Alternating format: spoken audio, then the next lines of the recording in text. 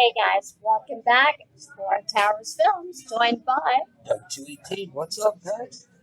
Happy Friday to you. And it is another edition of Big Brother Canada, Season 7, Episode number 23. We are nearing the end, and actually, Rissa said last night, in 2 weeks' time, the show is done. So we're heading toward the finale. Not much left, which makes sense after a double eviction. There's only 5 of them left, so let's get to it. Sorry. Well, as you know, the recap happened, and at the POV was played, and Damon took himself off the block, and as per the plan, they put up Mark. But Mark started questioning a little bit and wondering if is the plan actually still the plan, or do you think they'll actually get rid of him? And he voiced that opinion to Anthony. And Anthony played the alpha male. Oh, if I get a sniff of anything going on, blah, blah, blah, I'm going to turn this house upside down. Don't you worry, you're good, but... You're good, buddy. You know, he's all, I'll blow it up even before, if I hear anything about nobody said anything to me about getting rid of you, but if I hear something like that, I'm going to turn this upside down, and I'm going to, you'll be the first to know, and even before you know anything, I'm going to have, just run through the house kind of thing. All the typical macho BS. That he's become very typical for in the last few weeks of the show. I think maybe you guys will agree with us, but I think he's gotten worse with that. I mean, in the beginning, I don't think he was as bad. And actually, I didn't mind him in the beginning. Now he's become very annoying and become very dominating and like this big macho bowing up kind of thing. He's doing that a lot. I think you're starting to see a true side of him. Yeah, because a lot of the times in stressful situations, you do tend to show more of your true self. So I wonder if, like Doug 218 is saying, if that's not really part of his true personality. I wouldn't be surprised.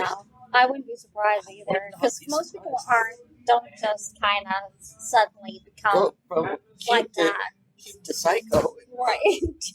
Cute to psycho. In like 10 seconds flat. No. But yeah, it's exactly. It's my guess is that this is kind of more like who he truly is. Yeah. So anyway, but Anthony convinced Mark that no, everything's okay, dude. Everything's okay. As the kind of campaigns. Well, she doesn't feel she has to. And that's basically another reason that they said of putting Mark up, because they didn't want her to campaign. And then, like, Kira even said this. If she feels safe, she's not going to campaign. And, like, Kira kind of came across as she finds her a bit annoying when she's campaigning. Yeah. So, well, she's insistent. She's up your butt. What? She's insistent. She's up your butt. She wants to talk about it. Do I have your vote? Do I have da-da-da-da-da-da? And I'd be like, you know what? I told you once. Well, she's not the only one that's like that. A lot of them are like that, really. Especially when they're not sure and you're not really giving them anything kind of thing. But there was one scene, SD and Kara in the bathroom, and it was around the same time, like, at least that's what it looked like on the video, when Mark was talking with Anthony, and Kira and SD were in the bathroom, and SD's basically, I think I'm okay. Do you think I'm okay? Do you think the plan's going to be the same, or do you think Adam's going to change it? And Kira's like, no, it's going to be the same. You're okay, you're good. Nobody's told me anything. But how she said it, Kira's not a great liar, I don't think. Like, and if they actually picked up on things, I think people would have realized that they were in trouble. I mean, randomly, again, we know what the actual plan is, but I think if you are really good people watcher and you really can kind of pick up on that, I think you pick up on it, because Kira doesn't like to lie. She doesn't really lie.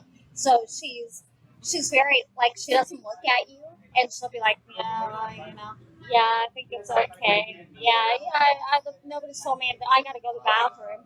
So she kind of, like that's kind of how she plays it. So I think if you actually paid attention to that, I think Everyone you has pick up talents. on it. Like you said, everyone has talents. If they're not wanting to really be involved in a situation, or okay, I don't really want to have this conversation with you. Exactly. And that's kind of how she comes across when she knows something and she doesn't want to tell you, kind of thing. And she wants to keep you in the dark. That's kind of how she comes across. So, if they were really paying attention to that, they would have picked up on it, I think. But let's face it, Elsie hasn't picked up on anything. Like, how many people have told her that there's a 4 guidelines? Chelsea did, Kiki did, I think Sam did. I think way back in the beginning, even Laura did. A lot of them did. And she didn't believe any of them. She didn't even believe Kiki. So, and that was her closest ally in the house. And she didn't believe didn't believe her. Sweet girl, but a little light in the gearbox. I know she wanted to believe Dane. And Dane, granted, he's a good liar. He is. But. Oh, he's slick.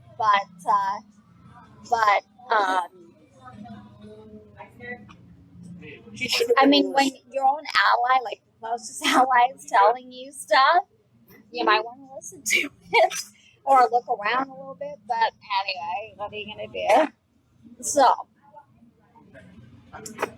we get to the first eviction. And it's basically, except for 1 vote. It's a unanimous vote, except for, it's a 3 to 1 vote to get rid of Esty. She looked shocked. She looked like, what? What? What are you talking about? Well, I guess if you're not really paying attention to this whole game and you kind of float along, you would be shocked, but, So Esty goes out and Arissa talks to her, and Arissa asks her, are you surprised? She says, yeah, a little bit. And why didn't you campaign? Well, she didn't think she had to. So, kind of like we were already saying, pay more attention. And like Arissa even said, and we kind of agree with what Arissa said, that she relied too much on Dane. For sure. Instead of really cultivating her own thing, cultivating her own relationship, she relied on him. And she goes, once her people started going, which should have been her first clue, that she kind of had to rely on Dane. Well, you really did, because you could have talked to Sam and tried to make in ways there. You could have tried to maybe talk with Kira. Maybe like none of you did anything. So anyway, so we go into the double. They're told it's a double eviction. I don't think anyone's really surprised. And but the conversations you see going around the couch. Well, they're kind of like looking like you see Dane like that kind of thing, or whatever. I guess they had an idea of what they wanted to do if it was a double eviction, but depends obviously who won HOH, right? So, hey, we're right outside. Now they've been playing pool all summer. I'm sorry, not all summer long. Got my big brothers mixed up. Spring. Long. I got my big brothers mixed up. Yeah, summer is the American one. But they've been playing pool all season long. And so they come face to face with this monster. Oh, it's gigantic pool table. And pool cue. The pool cue's huge. Even Dane said the pool cue's bigger than him. Great big pool cue for a little guy. So the idea is the person who gets the highest number, they have to shoot the ball, and it goes through, they have got stationary balls on the table, and so they have to hit the ball so that it'll hit down and to numbers ranging from 1 to 16 or something like that. And so they have the one who gets the highest number is HOH. So Damien gets a 6. So he's in the lead at first. A couple of them get 3. Kira gets a 3. I think even Anthony got a 4. And then Dane gets a 13. And then and none of the other ones reach, so Dane wins HOH. Of course he does. So we're already thinking bye-bye, either Kira or Damien. So, Kira walks in and goes, put me on as Mark. well, because you know how they talk. They talk. And because unlike the American one, it doesn't cut away to commercial because it's filmed in advance, so we get to see a lot of the discussion. So it shows them, Dane going into the storage room and saying, anybody want to talk? So Kira's the first one in, and so she's going to put up, am I going up? And he doesn't, he's non-committally. At first he says no, but she goes, yeah, you can put me up as a pawn. Why would you volunteer this? Like, why? I don't get that mentality. Why would you volunteer this? But anyway, she volunteers to go up. And so, of course, they all talk. So, I think Anthony comes in next, and they're like, and Dane says that Kira's going to go up as a pawn, and they'll put up Damien, and with the target being Damien. So that's their plan. So then it goes right into PO. Oh, he nominates Kira and Damien, and Damien actually shocked that he's nominated. He really shouldn't if he's been paying attention. But he's like, what, fifth time on the block now? Fifth time. And so, I don't know why. I think he thinks it really should have been Mark, but they didn't get rid of him in the first eviction, so it makes you think they're going to do this time. So, Exactly. Wake up. You know, but they had said to him earlier, and I think this is why they basically said to him that they wanted the first time in history an all guys final five. Yeah. It's not been done before. Yeah. So that's kind of, and so I think that might be why he wasn't 100% shocked that they voted out Esty. Yeah. Because that's basically what they said. That's what they were going with. We'll do like a final five. But you know what? I think I'd be suspicious considering that they changed the plan and now all of a sudden they want to keep Mark. Yeah. You know? I don't know. But anyway, these people just don't think. But anyway. So, it goes into the POV. And they're all into like these like booths. And there's like, it looks like a giant gumball machine. And there's like these balls in there. And so, the first person who gets all their balls out of this flap wins POV. Yeah, because they gotta get out. They gotta empty it, get out, and then hit this buzzer. Hit the buzzer. So they're all going. And at first it looks like they're all pretty even. And then you notice Anthony and Adam are way ahead. Well, they're the two biggest guys too, right? So they're like way ahead. And then shocker of all shockers, Anthony actually won something. Anthony won POV. Anthony won POV, and he's acting like it was the toughest thing in the world, and like, yeah. And it's like, dude, you won with 6 other people left in that. You won nothing else. We You both know? looked at each other and went, shut up. And like, it's actually kind of a game geared toward a larger person, and you and Adam happen to be the two biggest guys in the house. So, gee, I wonder why you won. You know, so I wouldn't get that prideful if I were you. So Anthony wins POV. They go into the ceremony, and of course he doesn't use it. Big surprise. So, and actually, I think Damien looked a little bit surprised, a little bit. I think he kind of knew the writing was on the wall. I think he kind of knew that. But I think he thought maybe they vote Kira out. Kind of hoping against hope. You know? So, it's unanimous. They vote out Damien. And he looks shocked. We've seen many people leave in different ways they've left. Some have been very emotional. Some have only said goodbye to a few. Or one. Some have been angry. Esty she didn't really say bye to too many. She said goodbye. She looked shocked, but didn't look angry. Damien looked shell-shocked. He looked like a whipped dog. Yeah, and I think he looked shell-shocked. Like, he kind of said goodbye half-heartedly to everybody. And then he walked up, like, just this expression on his face, like what the heck just happened there? Well, it was, I wanted to go to Kate. Well, because he even said, what about making history? I guess that wasn't, part of the plan. Well, duh.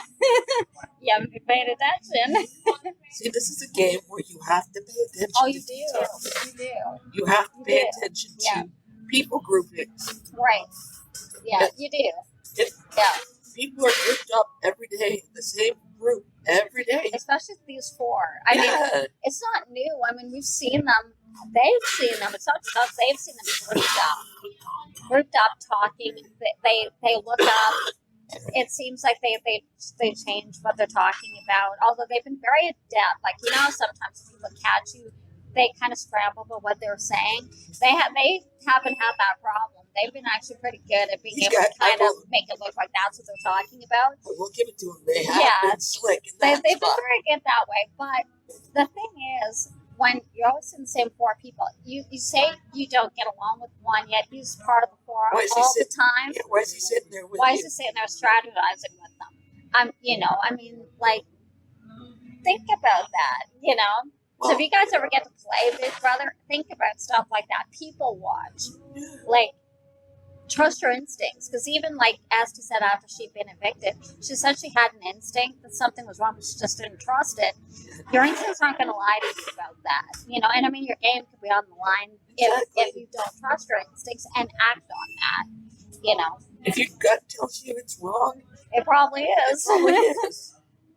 So, So, as it stands, it's the four. now it's down to the five. It's the Four pretty boys and Kira.